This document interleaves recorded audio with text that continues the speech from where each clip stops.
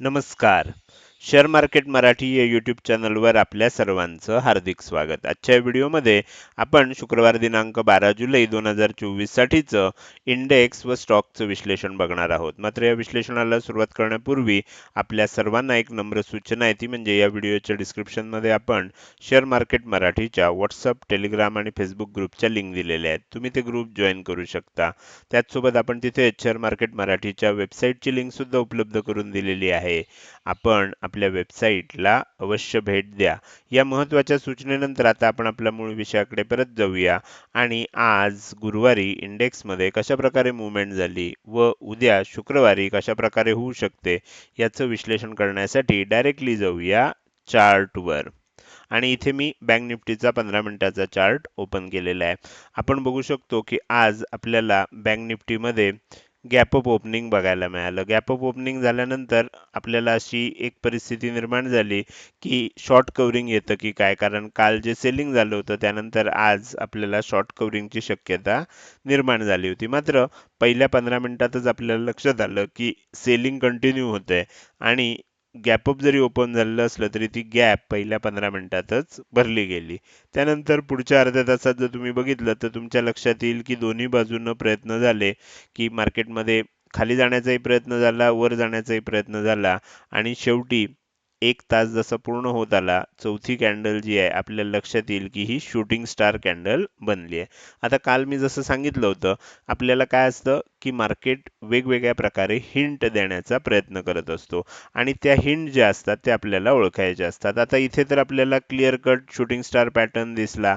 Shooting star pattern जेव्हा break झाला त्यानंतर आपण काय करू शकतो, ह्याच्या हायच्या थोडंसं वर स्टॉप लॉस ठेवून आपण एक ट्रेड घेऊ शकतो. साधारण 1:1, 1:1.5, 1:2 अशी आपल्याला टार्गेट असतात. त्याबरोबर आपण 3 टार्गेट थिअरीमध्ये सुद्धा टार्गेट दिलेली असतात. तुम्ही जर बघितलं तर तुमच्या लक्षात येईल आजचा जो लो आहे, आपलं तिसरं जे खालच्या बाजूचं टार्गेट होतं ते म्हणजे 51,775चं होतं आणि बरोबर तिथे सपोर्ट घेऊन मग आपल्याला बाउन्स बघायला मिळाला. हे झालं आज कशा पद्धतीनं आपल्याला सकाळच्या सत्रामध्ये ट्रेड मिळाला. दुसरी महत्त्वाची गोष्ट आपल्याला लक्षात घ्यायची म्हणजे इथे तर आपल्याला लक्षात आलं की 3 टार्गेट थिअरी आपली कशी परफेक्ट काम करते. 51,775च्या बरोबर तिथे आल्यानंतर सपोर्ट घेऊन आपल्याला बाउन्स दिला.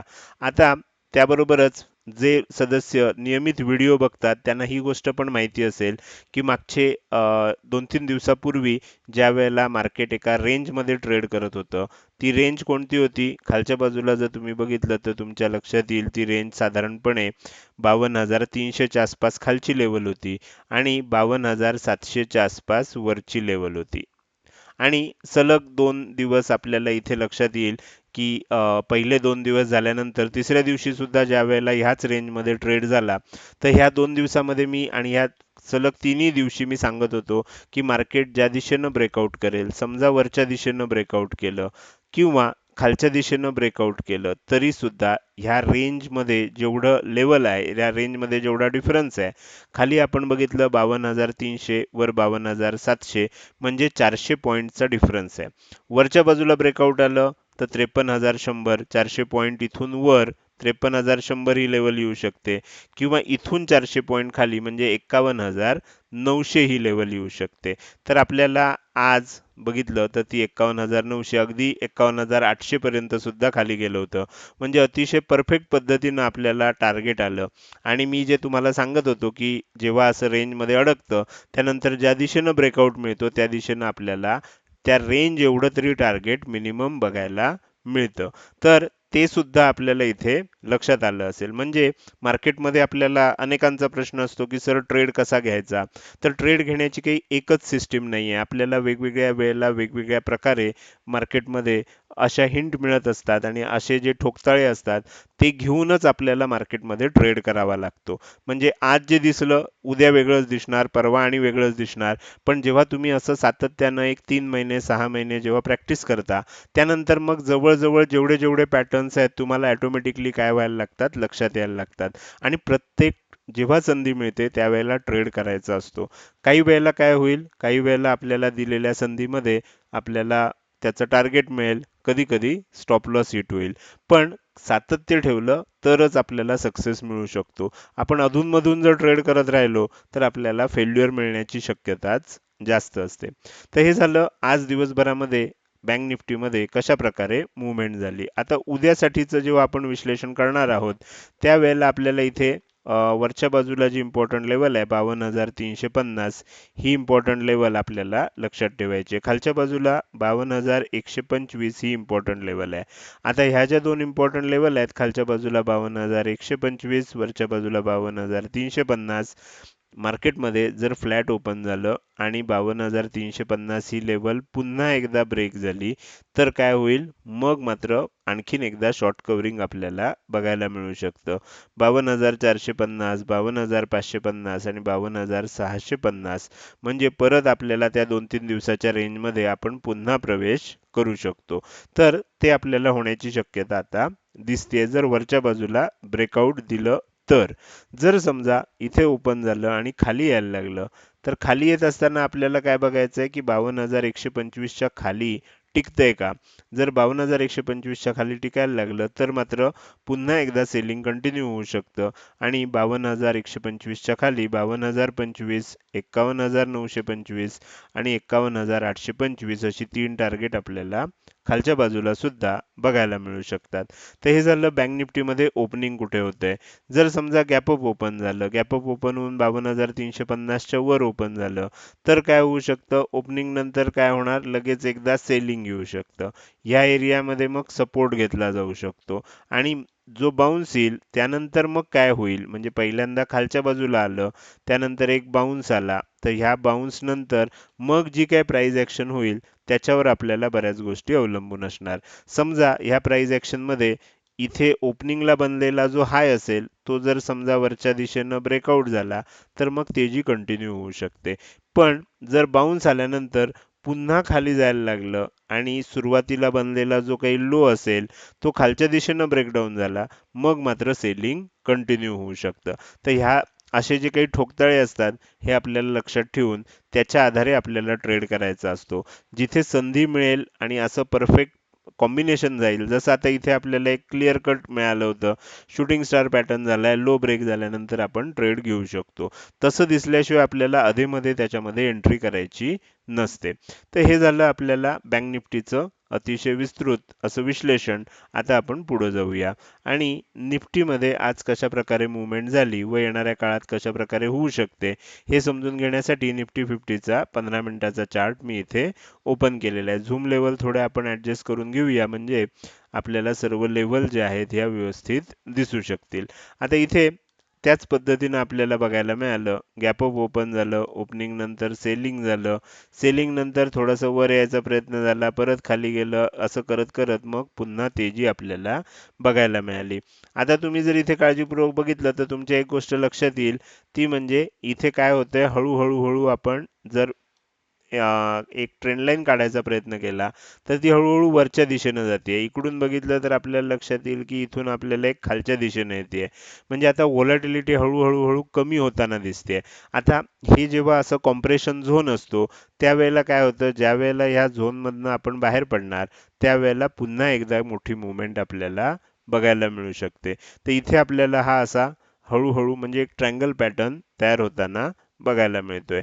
ज्या दिशेनं ब्रेकआउट येईल, वरच्या दिशेनं आलं, वरच्या दिशेनं मोठी मुवमेंट होऊ शकते, खालच्या दिशेनं आलं, खालच्या दिशेनं एक मोठी मुवमेंट आपल्याला बघायला मिळू शकते. आता इथे लक्षात घ्या, फ्लॅट ओपन झालं, 24,350 च्या वर टिकायला लागलं तर काय होईल, मग वर जात असताना 24,400, 24,450 आणि 24,500 अशी 3 टार्गेट आपल्याला वरच्या दिशेनं बघायला मिळू शकतात. जर खालच्या दिशेनं ब्रेकआउट झालं, 24,275 ही लेवल तुटली तर मग 24,225, 24,175 आणि 24,125 अशी 3 टार्गेट आपल्याला खालच्या दिशेनं सुद्धा बघायला मिळू शकतात.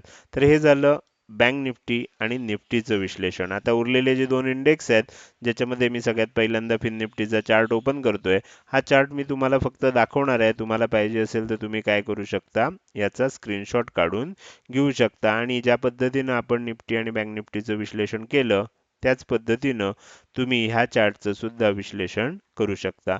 इथे तुम्हाला इम्पॉर्टंट लेवल आणि टार्गेट लेवल्स दिसत आहेत. आता आपण पुढे जाऊया आणि शेवटचा इंडेक्स जो आहे निफ्टी मिड कॅप सिलेक्ट या इंडेक्सचा आपल्याला चार्ट बघायचा आहे. तर इथे निफ्टी मिड कॅप सिलेक्टचा चार्ट सुद्धा मी तुम्हाला फक्त दाखवणार आहे.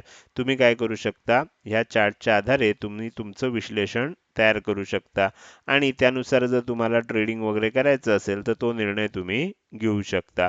तर त्याच्यासाठी रेफरन्स पॉइंटला तुम्हाला दिसावं म्हणून मी हा चार्ट तुम्हाला इथे दाखवतोय. हा झाला निफ्टी मिड कॅप सिलेक्ट या इंडेक्सचा चार्ट. हे झालं चारही इंडेक्समध्ये विश्लेषण. आता आपल्याला थोडंसं पुढे जायचं आहे आणि स्टॉकचं विश्लेषण करायला सुरुवात करायची आहे. त्यासाठी मी तुम्हाला पुन्हा एकदा चार्टवर घेऊन येतोय. सगळ्यात पहिल्यांदा आपल्याला टाइम फ्रेम जी आहे ही डेली टाइम फ्रेम सेट करायची आहे.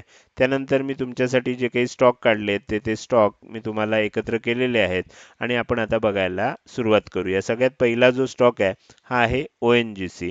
ONGC हा स्टॉक आपण पूर्वी सुद्धा कव्हर केला होता. कधी कव्हर केला होता? तुम्ही जर व्हिडिओ नियमित बघत असाल तर तुमच्या लक्षात आलं असेल की आपण वरच्या बाजूला ही लेवल जी आहे म्हणजे 293 रुपयाची ही लेवल आहे, ही रेझिस्टन्स म्हणून सांगितली होती आणि त्याच्या खाली आपण 285 रुपयाची लेवल म्हणजे 285 आणि 293 हा जो झोन आहे हा रेझिस्टन्स झोन आहे असं आपण त्यावेळेला बघितलं होतं. ह्याचं कारण काय, इथे वर गेलं खाली आलं, इथे वर गेलं खाली आलं, इथे वर गेलं खाली आलं, परत इथे वर गेलं खाली आलं, इथे जवळपास गेलं खाली आलं. म्हणजे ह्या एरियामध्ये आपल्याला रेझिस्टन्स फेस करायला लागत होता. ज्या वेळेला इथनं ब्रेकआउट मिळाली त्यावेळेलाच मी तुम्हाला ही लेवल सांगितलेली होती की जर समजा 293 रुपयाच्या आसपास असणारी ही वरची लेवल जर ब्रेक झाली तर मग आपल्याला एक मोठी वरच्या बाजूनं ब्रेकआउट बघायला मिळू शकतो. काय झालंय बघा, ब्रेकआउट तर आला. ब्रेकआउट आल्यानंतर आपली अपेक्षा काय असते, लेवल टेस्ट करायला खाली आलं पाहिजे, खाली पण आला आणि आता परत एन शेप बनवून आपण आता वर पण चाललोय. म्हणजे तुम्ही इथे जर काळजीपूर्वक बघितलं तर ब्रेकआउट आला, एक हाय बनवला, लेवल टेस्ट करायला आपण खाली पण आलो आणि आता परत वर जात असताना हा एनचा आपल्याला ब्रेकआउट आपण इथे देतोय. 305च्या आसपास असणारा जो हाय आहे तो आपण 303च्या आसपास असणारा हाय ब्रेक करून आता वरच्या दिशेनं आपण क्लोजिंग केलेलं आहे. यात काय होऊ शकतं, ब्रेकआउट आता टिकलाय, हा असाच जर पुढे टिकत असेल तर हा स्टॉक येणाऱ्या काळामध्ये 310-315 रुपयापर्यंत जाताना आपल्याला बघायला मिळू शकतो. स्टॉकचं नाव आहे ऑइल अँड नॅचरल गॅस अर्थात ONGC. आपण पुढे जाऊया. पुढचा स्टॉक जो आहे हा आहे पेट्रोनेट LNG. पेट्रोनेट LNG मध्ये आपल्याला काय दिसतंय, इथे आपल्याला एक ब्रेकआउट लेवल आल्यासारखी दिसते. म्हणजे हा स्टॉक आता एक रेंज ब्रेकआउटला आल्यासारखा आपल्याला बघायला मिळतोय. तुम्ही जर इथे काळजीपूर्वक बघितलं तर तुम्हाला सुद्धा लक्षात येईल की 342 रुपयाच्या आसपास ही एक लेवल आहे. ह्या लेवलला काय होत होतं, जितके वेळा जाईल सेलिंग येत होतं, जितके वेळा जाईल सेलिंग येत होतं. आता आपण पुन्हा तिथे आलोय. दोनदा ऑलरेडी तिथनं सेलिंग आलंय, ब्रेकआउटची शक्यता निर्माण झाली आहे. जर हा ब्रेकआउट आला 342च्या वर टिकत असेल तर हा स्टॉक येणाऱ्या काळात 350-355 या लेवलपर्यंत जाताना आपल्याला बघायला मिळू शकतो. स्टॉकचं नाव आहे पेट्रोनेट LNG. त्यानंतर तिसरा स्टॉक आहे सन टीव्ही. सन टीव्ही मध्ये सुद्धा आपण काही दिवसापूर्वी विश्लेषण केलेलं होतं आणि या विश्लेषणामध्ये मी तुम्हाला सांगितलं होतं की आपल्याला इथे ज्या दिवशी आपल्याला ही रेड कॅन्डल बनली होती त्या दिवशी आपण विश्लेषण केलेलं होतं आणि मी तुम्हाला सांगितलं होतं की आता ह्या दोन लेवल इम्पॉर्टंट आहेत. ह्या कोणत्या दोन लेवल आहेत, खालच्या बाजूला 775 आणि वरच्या बाजूला 800. ह्या 25 रुपयाच्या ज्या दिशेनं ब्रेकआउट येईल, खालच्या दिशेनं ब्रेकआउट आला, खालच्या दिशेने एक मोठी मुवमेंट होऊ शकते, वरच्या दिशेनं ब्रेकआउट आला, वरच्या दिशेनं मोठी मुवमेंट होऊ शकते. त्यानंतर 3-4 दिवस काही घडलं नाही, त्याच रेंजमध्ये राहिलं. आज मी तुम्हाला पुन्हा का दाखवतोय, आता फायनली आपल्याला वरच्या दिशेनं ब्रेकआउट आलेला आहे, 800च्या वर टिकतोय. येणाऱ्या काळात हा स्टॉक 825, 830, 835 रुपयापर्यंत जाताना बघायला मिळू शकतो. स्टॉकचं नाव आहे सन टीव्ही. त्यानंतर आपण पुढचा स्टॉक बघणार आहे. या स्टॉकचं नाव आहे चोलामंडलम इन्व्हेस्टमेंट. ह्याच्यामध्ये काय दिसतंय, जसं आपल्याला निफ्टीमध्ये दिसत होतं तसंच इथे सुद्धा आपल्याला हळूहळू ह्या स्टॉकची व्हॉलॅटिलिटी कमी होताना दिसते. पहिल्यांदा बघितलं तर एक मोठी व्हॉलॅटिलिटी होती, त्यानंतर हळूहळू कमी कमी कमी कमी कमी कमी होत आता आपल्याला एक ट्रायंगल पॅटर्न तयार होतोय. या ट्रायंगल पॅटर्न मध्ये आता जसं जसं आपण इथून पुढे जाणार तशी तशी जागा कमी होत जाणार. अशा वेळेला काय होतं, एक तर वरच्या दिशेनं ब्रेकआउट येऊ शकतो किंवा खालच्या दिशेनं ब्रेकआउट येऊ शकतो.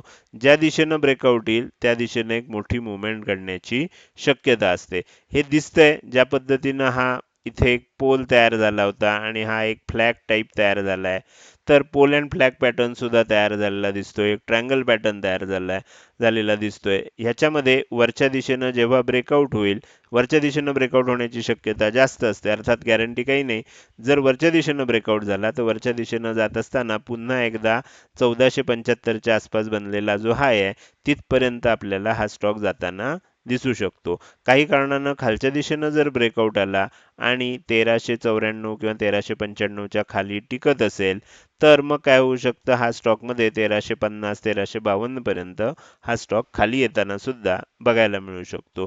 तर आता या स्टॉकमध्ये येत्या 1-2 दिवसामध्ये ब्रेकआउट येण्याची शक्यता निर्माण झालेली आहे.